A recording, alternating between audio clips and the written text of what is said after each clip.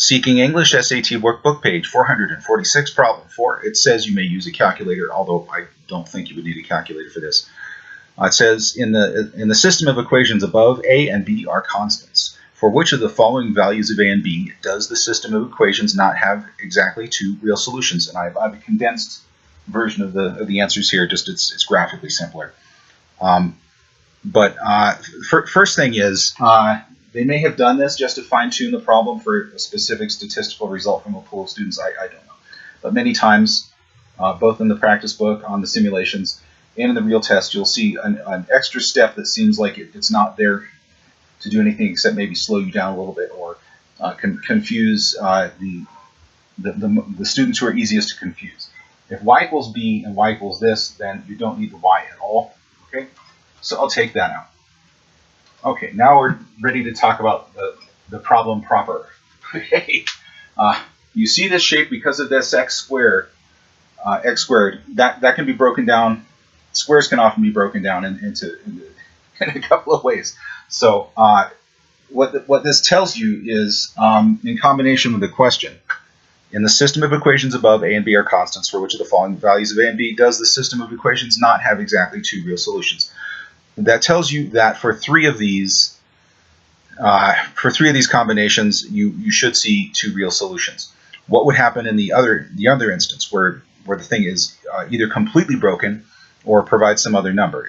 You're not going to see three real solutions off of a square, taking a root of a square. It's not going to happen. You could see one real solution, although it doesn't. If your intuition tells you that's not happening here, good. Okay, or you could see zero real solutions, and that's probably the most common thing. The first thing you should suspect is that your correct answer in this problem is the combination of A and B, which provides zero real solutions when you run it through here. So let's take a look at these. I've already put these on the board. These are your B's, and your A's fit in here. Okay.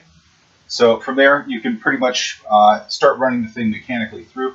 Remember, you want your variable expression on one side, and I'm not going to move that. And you want your real data, okay, your integer stuff on the other side.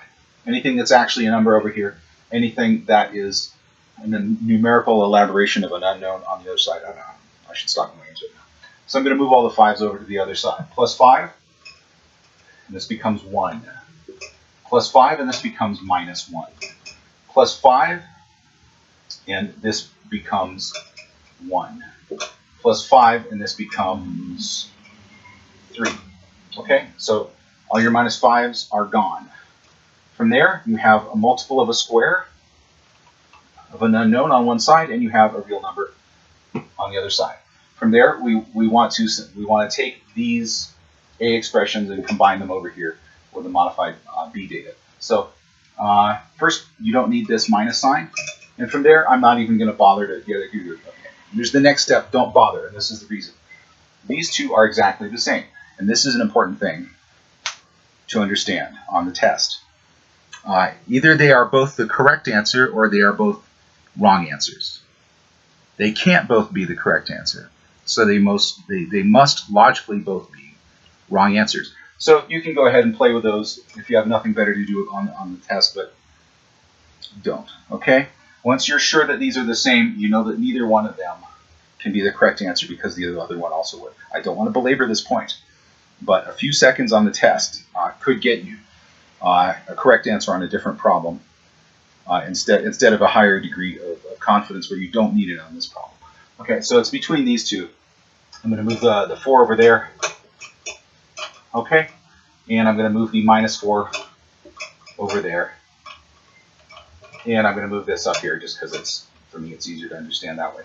And I'm going to take the squares of these. Square root of 1/4 equals 1/2. Square root of 3 over 4 is an imaginary number. Okay, so it doesn't matter what the specific numbers are. All you need to know is that real number, real number, real number, not a real number. If you're doing more work than that, in order to select the correct answer, again, that might get a huge grin from your algebra teacher, but it could cost you points on the test. And you have to, during the test, you have to be sure which of those things is more important to you.